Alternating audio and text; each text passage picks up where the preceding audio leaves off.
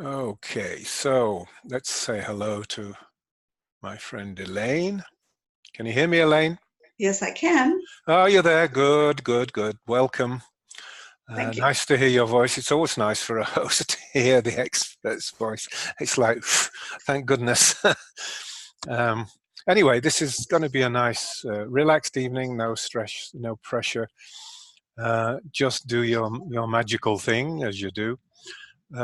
You've got, in the first couple of slides, chance to tell us all about who you are and what you do before we get down to the what I call the meat and potatoes.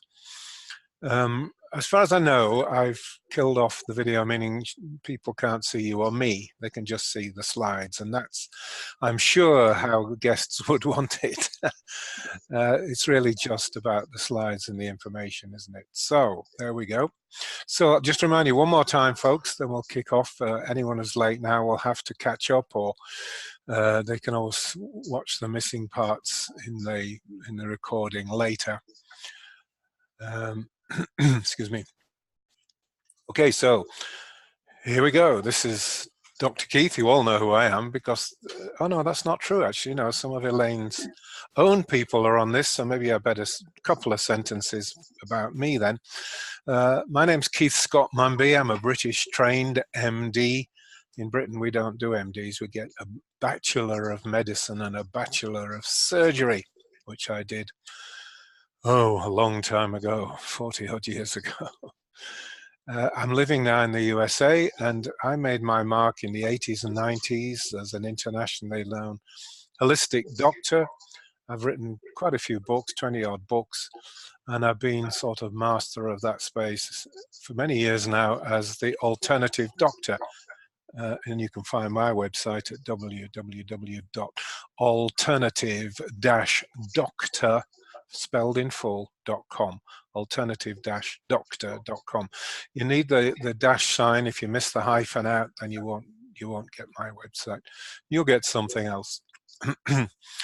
Okay, Elaine, as I said, welcome to you, my dear. So you will tell us about yourself rather than me.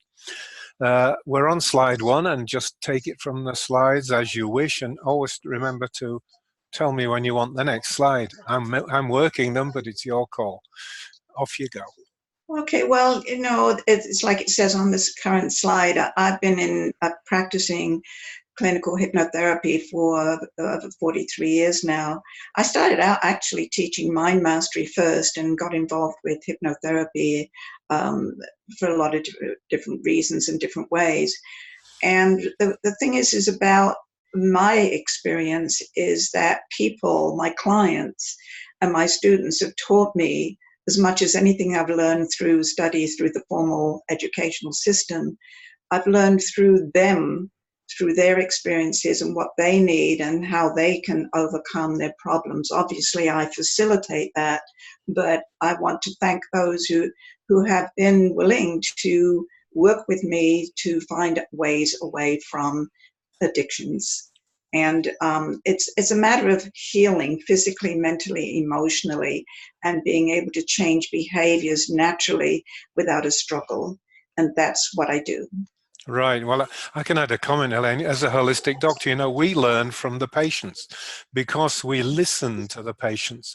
The Right. orthodox doctor doesn't listen to patients because what the patients know, they're stupid, they don't know anything, they haven't studied medicine, and they're often viewed as ignorant fools. So it's interesting that you've had the same learning curve too. All right, we're on to the next slide. Well, there's your books, look. Couple of books there. The Mind is Willing, Setbacks and Comebacks, and of course the book we're relating to particularly tonight, The Addiction Dilemma and Solutions.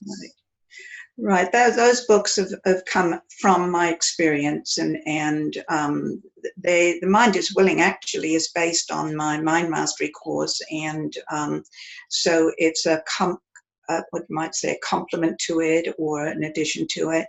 It teaches what I teach in the Mind Mastery course, but obviously when you do a video, you have to abbreviate somewhat, so it fills in some of the information. So there's things in the book that are not on the videos course and vice versa.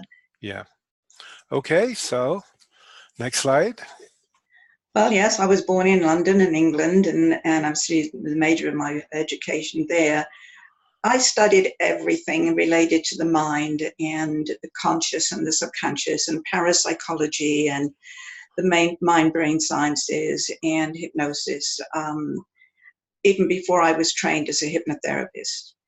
And I think that what I've done in my career is brought to the awareness of people in professional life and the public the value of hypnotherapy when it is applied very effectively and appropriately, not like the stage screen hypnosis, that kind of thing. Yes. Now there's a word here, hypnologist, that I'm actually not familiar with. Obviously we have the concept of hypnosis, and I know you're particular that you are called a hypnotherapist and not a hypnotist. Right. What's a hypnologist? I've not heard that word before. Well, the hypnologist terminology was created by an organization that were using that instead of hypnosis or hypnotherapy. And they gave me the Hypnologist of the Year award because I had contributed to the art and science of hypnosis, and I had proved with hypnosis that you can control blood sugar. And that was the first time it was ever done. And I got a lot of recognition from that. Mm-hmm. Yeah, good. Okay, so let's be clear. Well, be clear about one thing. We're not having anything to do with hypnosis on the stage and all those fun and games. This Right. is the proper science of the mind. This is a legitimate therapy, and we're very serious, aren't we? Absolutely. So this is, tell us what this slide denotes. What's it supposed to trigger in our brains, this slide? Well, it's to realize that addictions are quite varied and many. And it can be drugs, alcohol, gambling, smoking, food, sugar, all kinds of different things that people are addicted to chemically, psychologically, and so on. So it's a vast and very complex subject. And that's why I'm here, to try to do what I can to help people understand that and how to use what we know about this, what I know about this from my experience, to help them. Yeah, well, I mean, these days we even talk about addiction to sex, don't we?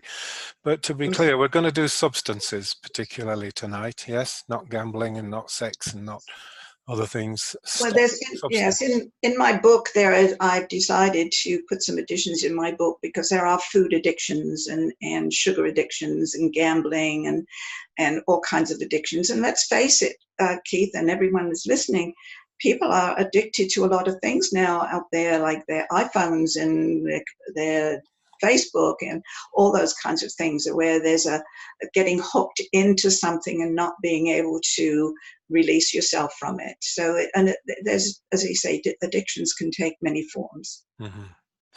Okay. Like I said, we're going to stick with substances, aren't we, particularly for tonight? Yes, and I think that they are very, very common, and most people recognize them more than they're likely to recognize other things, and that it's not a simple issue. Most addictions are, as I said, chemical as well as psychological, behavioral, and there's many elements to them. And too many people suffer from them and don't know how to free themselves from them in appropriate ways. And the traditional methods for helping people get free of addictions don't really work in the long run. And by the time most people come to me, they've tried everything. I mean, you won't be surprised at some of the things they've tried. And they may have stopped using these substances for a little while, but they've reverted back to them because the issues that have driven them towards this behavior have not been resolved. And we'll talk more about that as we move along. Yeah. Now, the other thing with stuff, of course, is there are other people around that want you addicted. The pharmaceutical industry wants you hooked on their drugs. The liquor people want you hooked on drink. The tobacco people go out of their way to get people hooked and addicted, don't they? So there's absolutely. a lot of pressures. It's not just free will. It's not all your own fault. There are people working against you in this space too. Well, it's what we talk about, the power of suggestion in the media is rather hypnotic, isn't it? So, somewhat, yeah. Oh yeah, no, sugar's not often mentioned, but actually this is the big food industry wanting to get you hooked on their stuff. Right, and it's a very common addiction actually, and not unfortunately not recognized enough. And when we talk about it, food addictions, sugar is a very big element to that addiction. It's that the chemical element, and we see in the brain the effect of sugar, just like we do cocaine. Yes, I read that somewhere, that you get the same neurotransmitter pattern in MRI scan as you do with hard drugs. That's extraordinary, isn't it? And of Yes. course, the food manufacturers are very cunning. They hide it in almost every. You find sugar in ham and sugar in Oh, yes. bread and all kinds of places. I often thought it was, largely because the Americans had a sweet taste and it went. But I'm much more cynical these days. I realize it's basically to get people addicted. It's not Yes. just to have a nice taste of ham. You want ham that hooks people. Mm-hmm. Yes. Okay, yes, come on.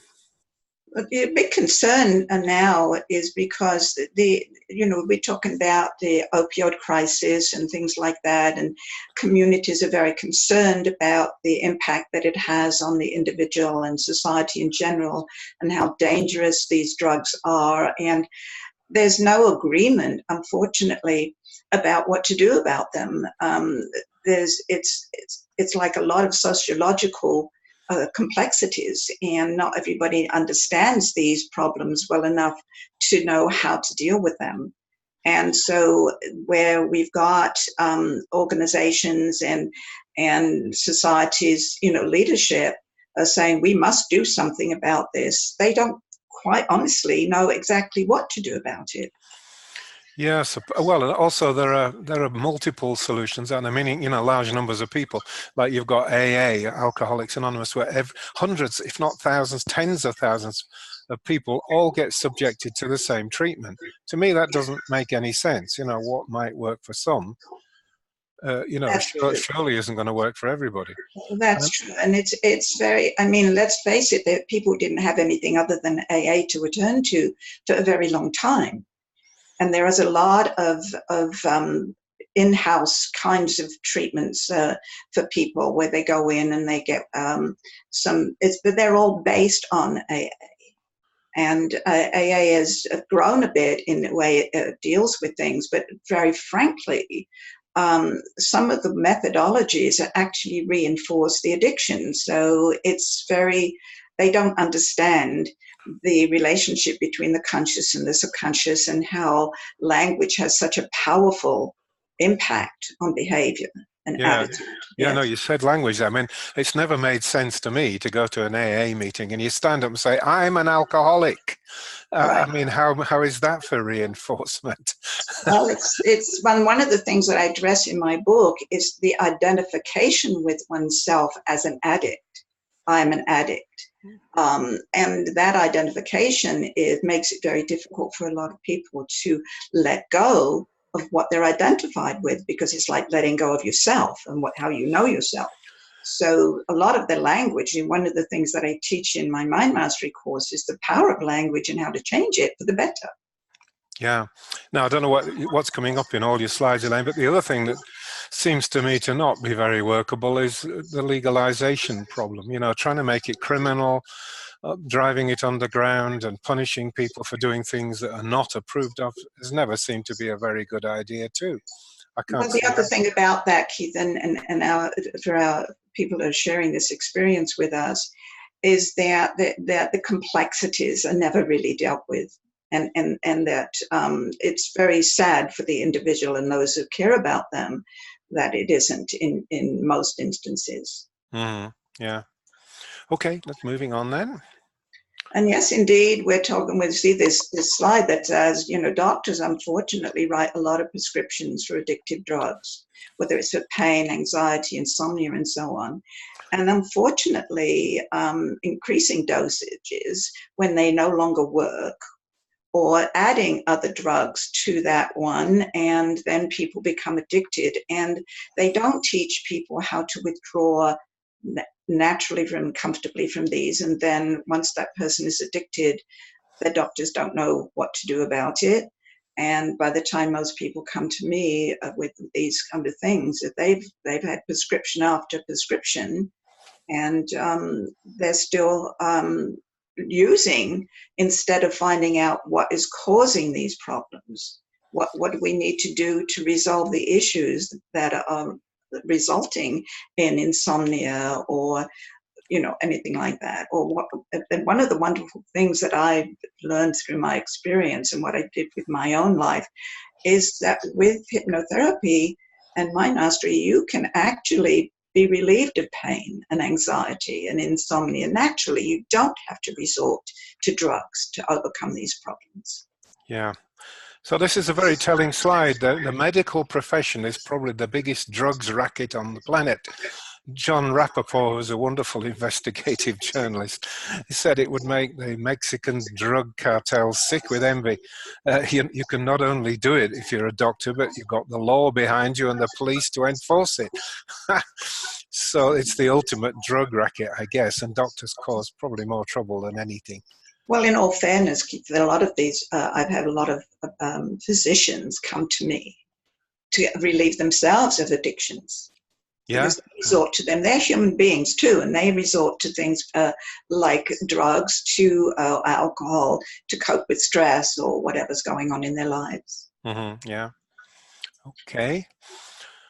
Oh, a brain. Yeah, the human brain. What a brilliant, beautiful, wonderful, fantastic, powerful part of our humanness, and it needs to be respected, and how we live our lives through it and its powers is just you can't even put words to it, frankly, to explain it. I've heard it called the 3-pound universe. Have you heard? I think it was the title of somebody's book. Very clever. Yeah. The whole cosmos, it goes through this lump of jelly. And well, how what's beautiful about it is, though, and the mind and the brain have been proven. People used to argue with me about this, but I always said they're separate, and that was argued, and now it's been proven. And the mind can definitely influence the brain. And when we're helping addicts overcome their addiction, that's one of the powers that we have to apply. Mm-hmm. Okay. Right. Yeah. You can see on this particular slide the difference in the brain from a normal healthy person who's not a meth abuser or a drug abuser, and the difference that it makes in the brain. And the dopamine receptors, that dopamine, which is often known as the kind of the natural high user or the relaxer, it's just normal in the brain, but when you put drugs in it, everything switches to using the drugs instead of natural processing. Yeah. Now, just to be clear for the viewers and listeners, a red and orange means high intensity. It means there's more of. So Right. Extra concentration. So the brain on the left has got high concentrations of dopamine receptors, which have almost vanished in the meth abuser brain on the right.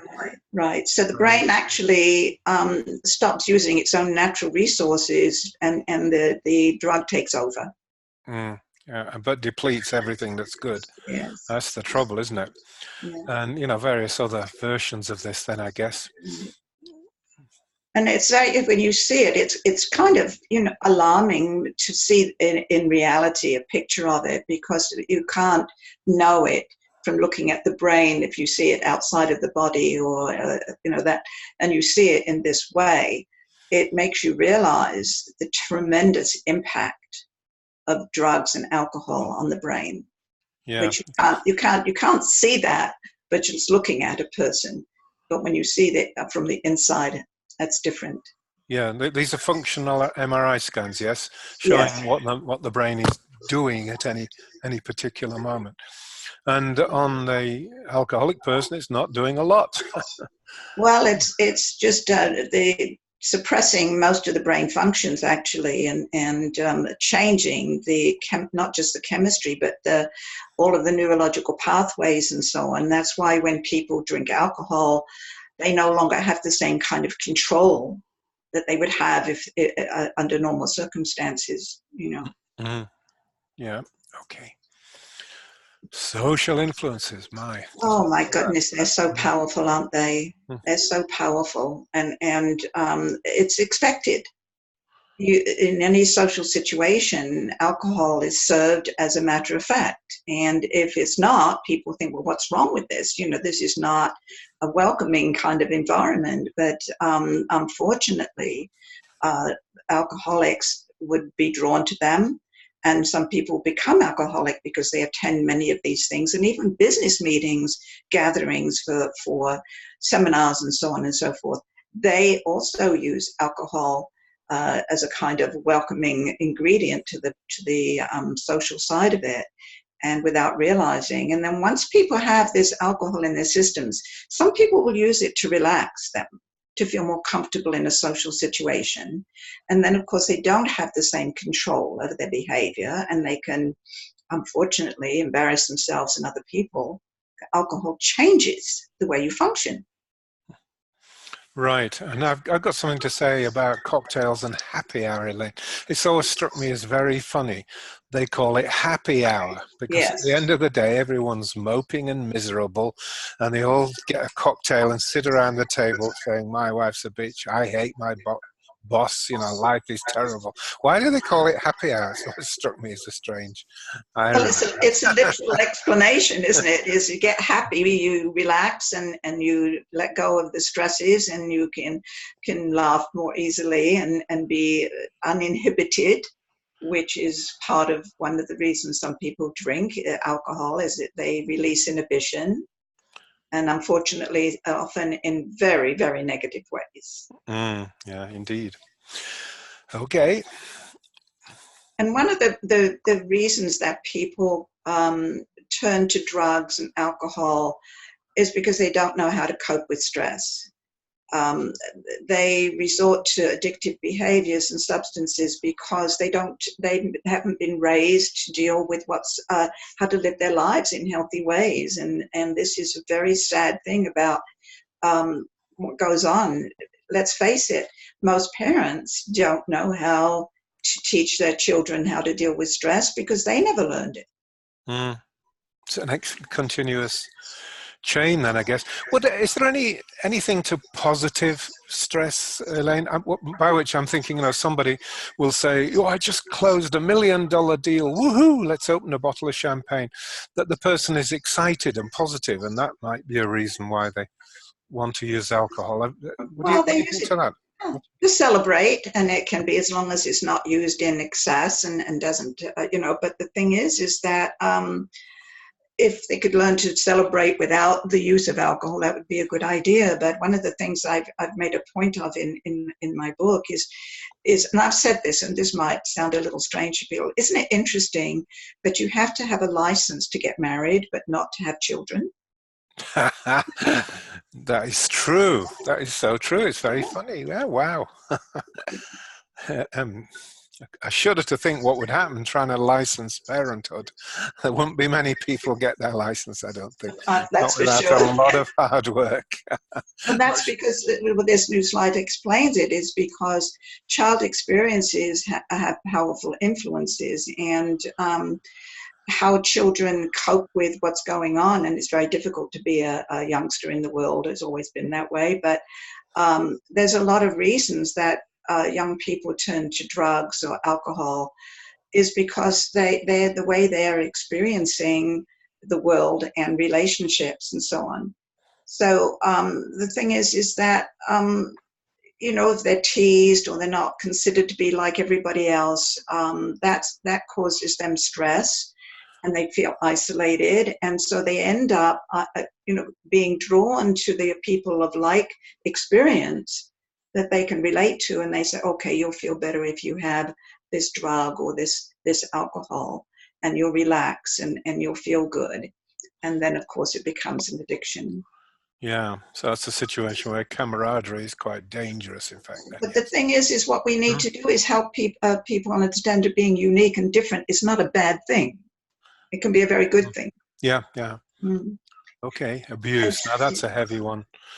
Yes, Yes, yes. that's a very, very common problem.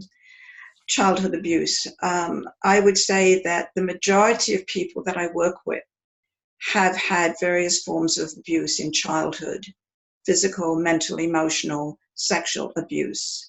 And that leads them to resort to drugs and alcohol in order to cope. And but unfortunately, it's also that the abuser is often addicted and using the drugs and to escape their own life experience and taking it out on their children. So it's kind of what I call a round robin problem in a way, because the abuser is often under the influence of alcohol or drugs and that kind of thing, as well as they have psychological issues. Yeah, for sure. Okay, next slide. Denial. Yeah, that's a very common problem. It's very hard for people to accept a chemical dependence. It makes them feel bad about themselves. They feel they're losing respect from other people. That's just part of the problem. It obviously diminishes self-esteem to be able to acknowledge, I am addicted. And that, of course, when a person is addicted in our society, they are looked down upon. There's no understanding. There's no comprehension of the issues that are causing this. And there's a lot of judgment associated with it that actually aggravates the problem and does cause this denial. And in my book, I cite a lot of case histories that explain this in explicit forms. And also, it's hard for people to admit that they can't cope. It makes you look like a weakling if you show any emotional stress amongst other people. It makes you look bad, and so you resort to something that makes you calm. It helps you think you're calming down, and you're coping better. So there's so many elements to all of these addictions, and they all have to be dealt with very appropriately and effectively to get the end result, which is independence from the drug or alcohol. Okay, more. And addiction to more than one substance. This is very common as well. So this has to be addressed in a very comprehensive way. Unfortunately, for example, we see this a lot. Somebody who is a smoker, for example, will quit smoking and resort to some other something else to compensate as a substitute for that. And many times they're addicted to both. They go back to smoking, and they've used alcohol or another drug to cope with the withdrawal from the cigarettes, then they're now addicted to two substances. And it's not it's not uncommon, unfortunately. It's extremely common. Yes, and one can trigger the other, can't it? I remember back in my days in England, managing food allergies extensively. A person would be often on a comprehensive exclusion program. They managed to give up the tea, coffee, and sugar, and they managed to give up tobacco, and then they would do a food challenge test. So they would try, say, some wheat, and instantly get a huge, unmanageable craving for a cigarette.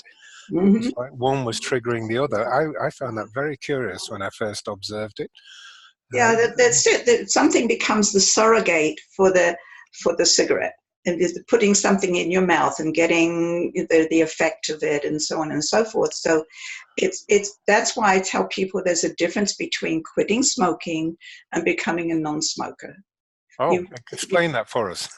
Well, you can quit smoking, and after about 3 days, the nicotine is out of the system, but the psychological components are still there, and so they resort to some other way of coping, where they were using the cigarettes for, and now they're addicted to something else.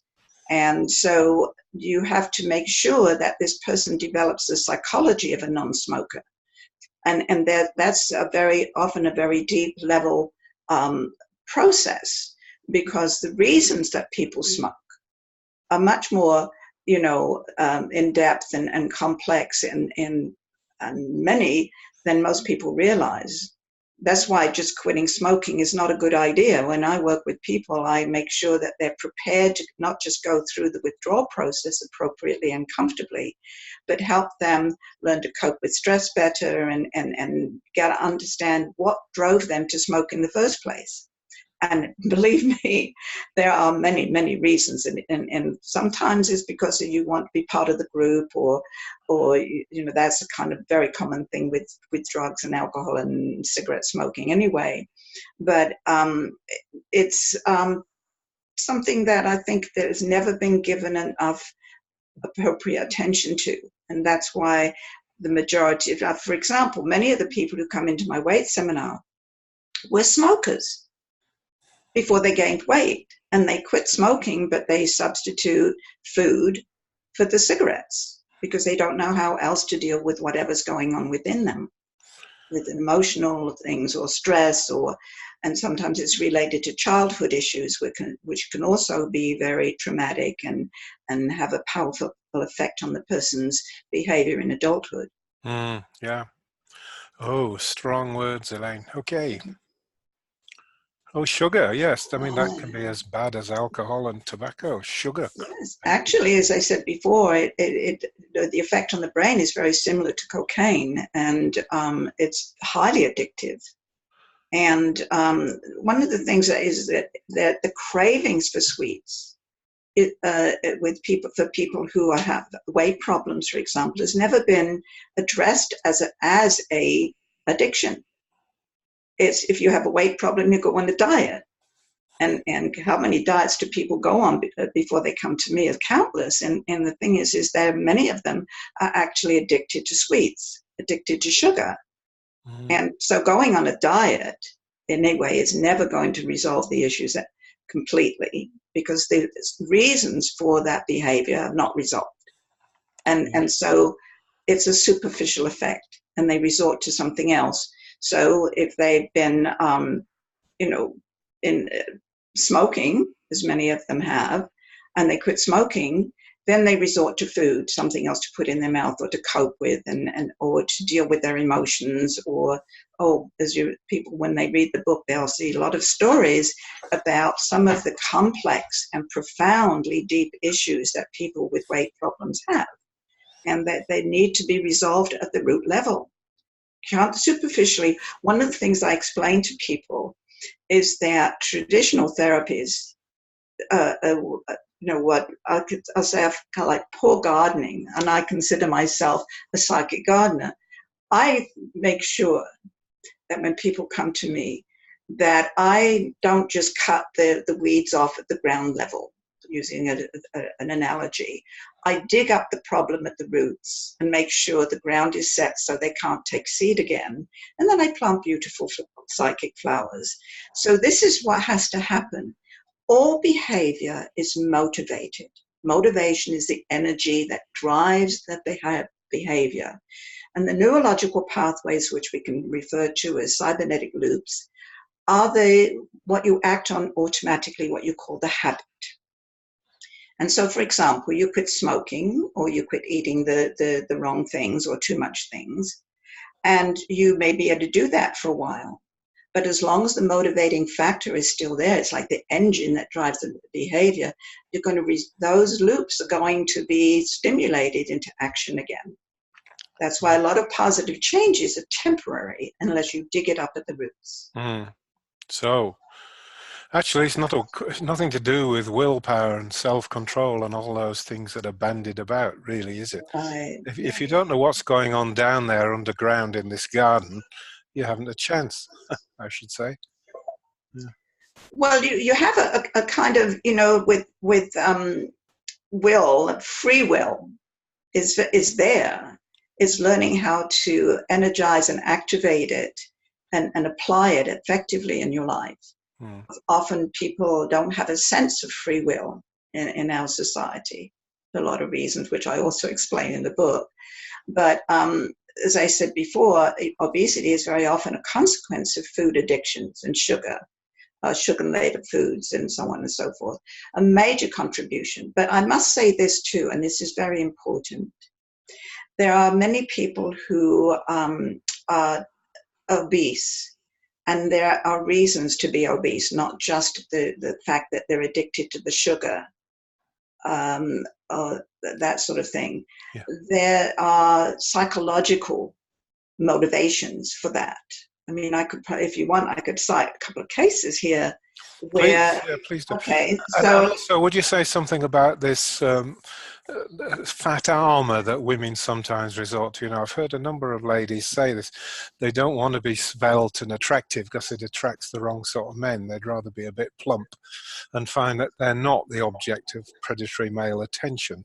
That's a very real phenomenon, isn't it? oh, I think that that's a very common thing, but there's some things that are not recognized enough by the what diet industry, is that excess weight is often an expression of free will.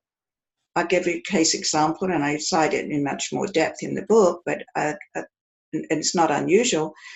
People whose spouse is trying to control them and get them to be slim and so on and so forth, they will refuse to change their behavior because they want to be accepted for who they are. And they don't want to be controlled by anybody else. So they're exercising their free will, their control, in negative ways for themselves. And it's a lose-lose instead of a win-win. But the thing is that's their way of saying, you can't make me, you see. You have to accept me for who I am. And so I cite quite a few cases in my book about that there's a lot of issues. And that's one of the reasons I created my weight control seminar, is because dieting is never going to be the answer. And in fact, the minute you put somebody on a diet, you're depriving them. And they don't have a way of any other way of dealing with what's going on within them. And food is often a substitute for the good things in life. Satisfaction that they can't get any other way, or distraction from stress, or you name it. There's just countless reasons that people resort to food. And of course, once the food is there, the sugar addiction part of it adds to the complexity.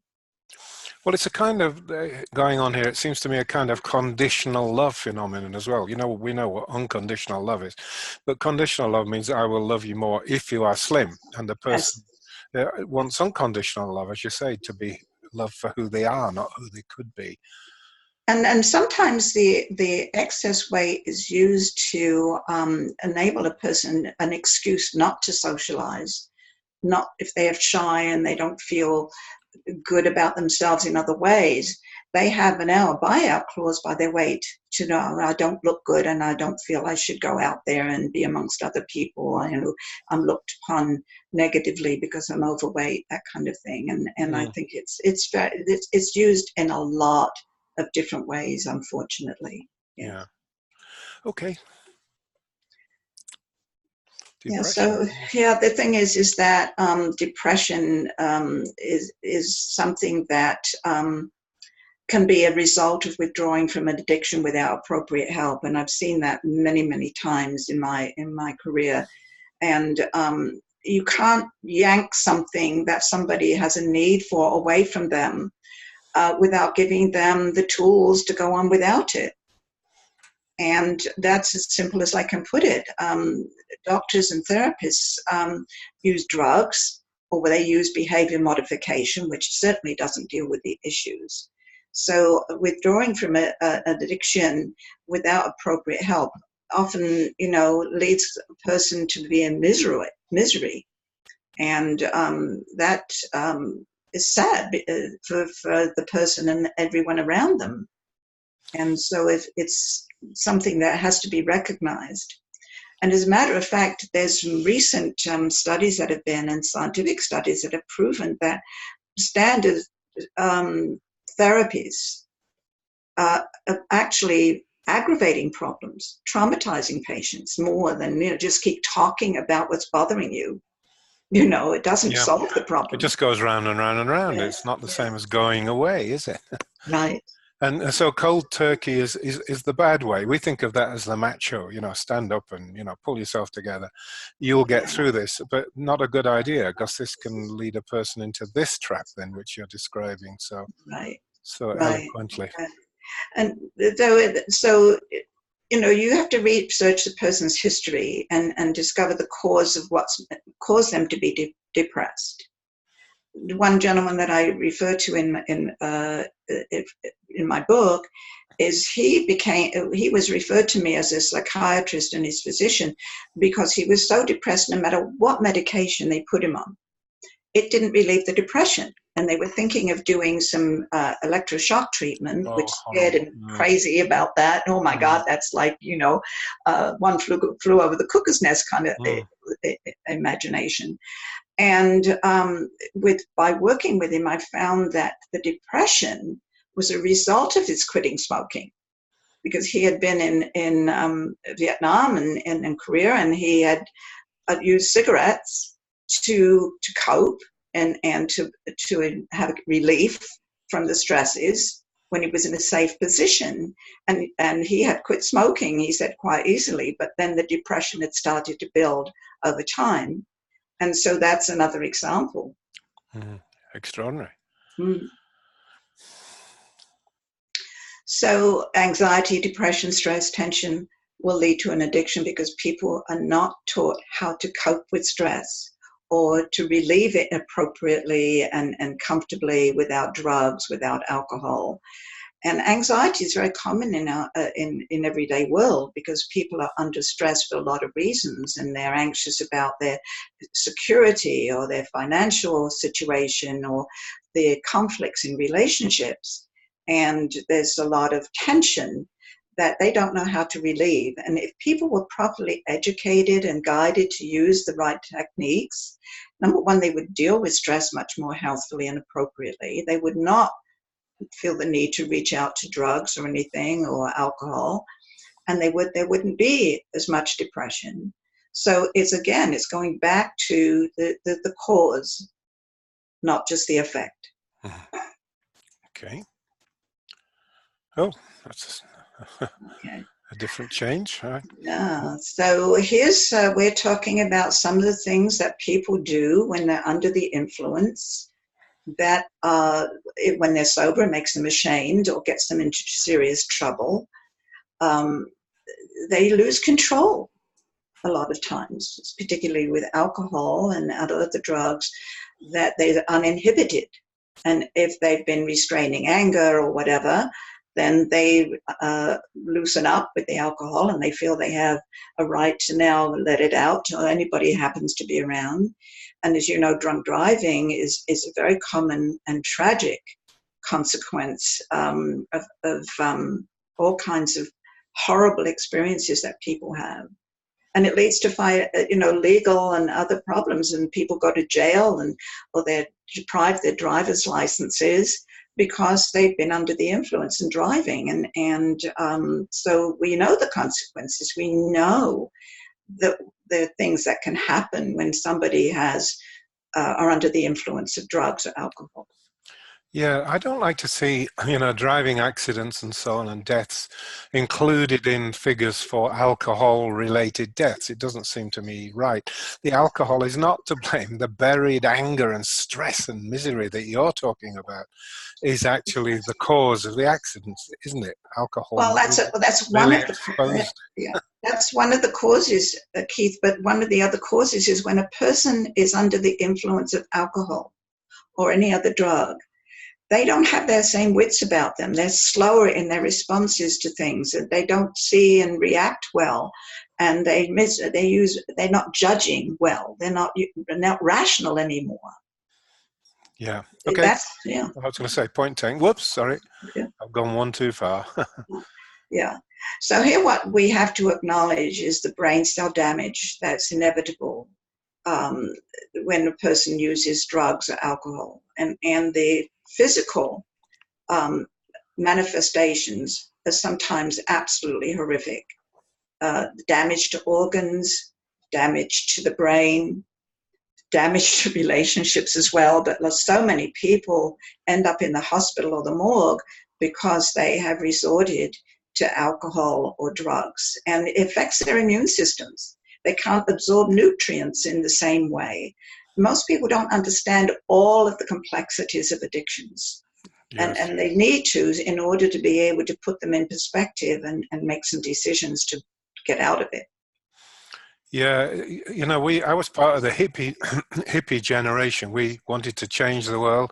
I never took, I have never taken hard drugs or recreational drugs, Elaine. But, you know, I was part of that generation, and everyone thought we have the right, freedom, you know, we want to take drugs. And so many of them tragically have ended up barely able to speak their name and hold a conversation in sentences.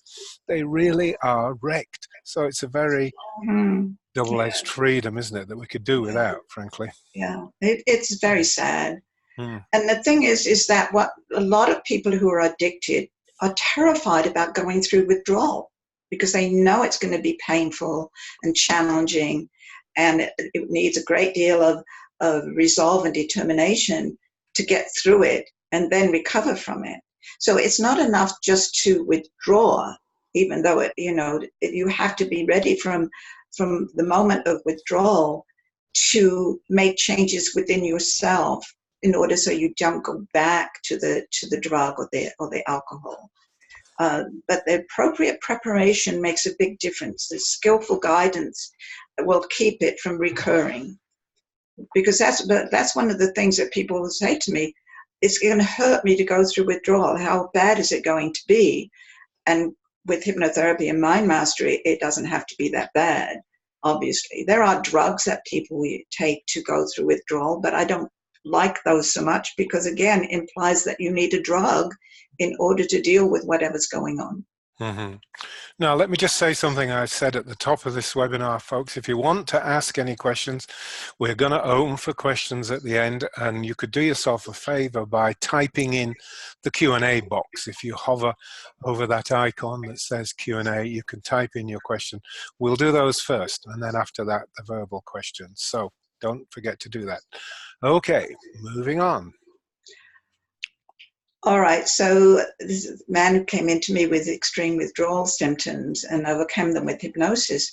Withdrawal from any addictive substance can be much easier and more comfortable when appropriate help is provided. It doesn't have to be that painful or strenuous or challenging and so on. We have the mind power. One of the things that I love to do when I is explain to people that the body in many respects is like a mirror of the mind. We've proven that with biofeedback and with the blood sugar thing. So the thing is that giving a person a sense of their personal power and how to use those powers to enable them to be more physically comfortable as they go through withdrawal.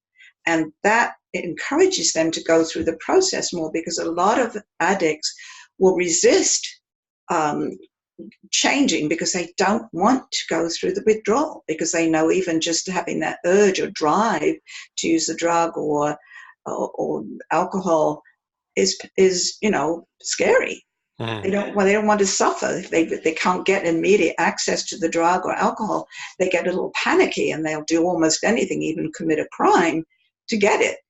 So that's how scary it is for addicts. So if they have the right kind of help to get through withdrawal, get prepared properly to go through withdrawal, go through it much more comfortably and be prepared to go on from there and learn how to be independent physically, mentally, and emotionally of the drug or the alcohol, they're successful. Mm-hmm. Good.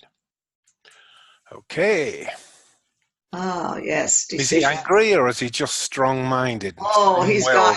Yeah, he's saying, I'm going to do it. Yes. Decisions energize and activate free will. The power of decision, when it's made with a sense of determination, is awesome. And that strong, unrelenting determination is essential. As just as knowledge is, and use of personal powers to overcome addictions, the power within is enormous. And most people don't realize it's actually more powerful than the drug. The thing is that the brain can change rather quickly, not rapidly in the sense that instantly, but gradual change of the brain is going to occur when you stop using. And the brain can heal from most of the drugs, and particularly from alcohol. Yeah. Okay. Oh, that's pretty. Yeah, hypnosis is a very relaxing experience, and enables us to access the inner resources of the mind and the brain. And when it's used skillfully and appropriately, and using mind training as well, you can relieve pain, you can promote healing in the body and emotions, and it's employed to get to the root issues. And I stress this so often, that there's a cause for people to resort to drugs and alcohol and smoking and food or whatever it is. And once we get rid of that, like I say, it's the root, and we have to dig it up at the roots. And unfortunately, most therapies don't do that. The methodologies that I've created do that. And one of the techniques, actually, I'll share this with everyone, is that I have created what I call a psychic transplant. So what I do is I take out the negative psychic organ and replace it with a positive one. I like that. Yeah, now listen, a question that might be running through a person's mind listening, Elaine. Is it weird? Is it magical? Am I going to get tricked and dumped into bits of my mind that I don't want to go? Or is it really just an easy, relaxing journey? How would you Well, explain? it can be a lot of things, and depending on the person who's applying it. Hypnosis is natural, where it's not an unnatural thing. We're in and out of hypnosis all day long anyway, we just don't call it that. I mean, if you daydream or you're intensely focused on something, that your hypnosis is a heading for so many altered states of consciousness. And what we do with hypnosis in a therapeutic environment is that we relax the conscious mind. So we're able to access all of the resources of the subconscious. And believe me, they are countless and powerful. And we can promote healing on the deepest levels of consciousness with hypnosis, because we're now working with the subconscious in hypnosis. Right. Brilliantly said. Okay, so self-hypnosis, everyone's heard of that. Does it work? When it's used properly, yes. I teach all of my clients self-hypnosis, and they get a set of audios to help them get good at it and use it well, and I encourage it. And it's useful for so many things, even if it's just to relax and unstress and get some rest and that kind of thing, or to go on a mental vacation, or it can be used to relieve pain, to eliminate stress, to promote healing. And it's a lot of different things. So I think it ought to be taught to everyone, actually, and that way they would be able to deal with stress much better. But it's just something that is natural, and it's not like we talked about earlier. It's not like stage hypnosis or what you see at the state fairs and at nightclubs and things like that. It's natural. You're just using natural tendency that our minds have when we know how to relax and let go for a little bit and use those resources of the subconscious appropriately. Unfortunately, the reason that people have trouble is they haven't done it well. They haven't done it appropriately. They've done it in many cases very, very wrongly in order to be in trouble. Yeah. Okay. Well, did you cut that out for the slide? No, you downloaded it. I know you did.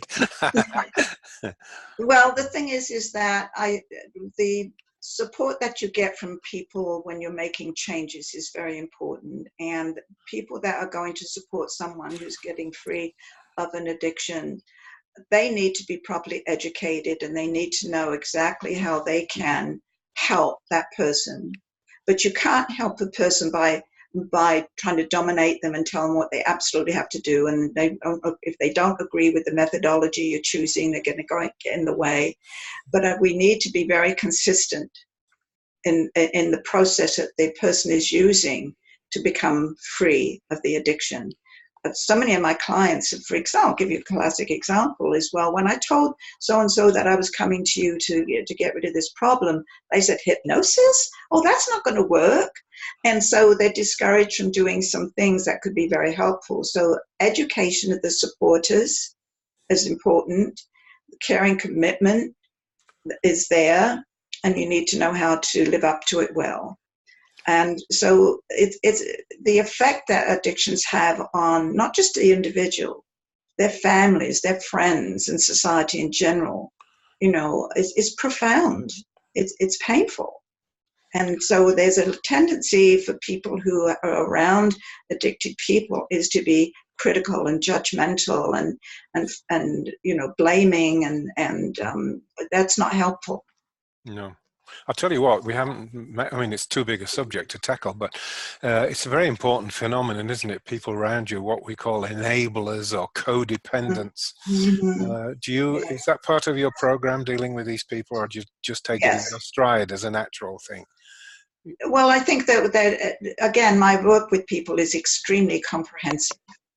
In other words, it's not a superficial approach. So I would do whatever I can with that person and their family or whoever cares to make sure that they get the necessary support and guidance and so on. So it's a very holistic, you might say, comprehensive approach. And people do need to know and understand and have compassion instead of disgust and annoyance with addicts. And I know they can cause a lot of stress, they can cause a lot of anxiety and a whole lot of things, but they're not doing it deliberately to cause pain. In most cases, I will say there's been a few that I've worked with that has been true.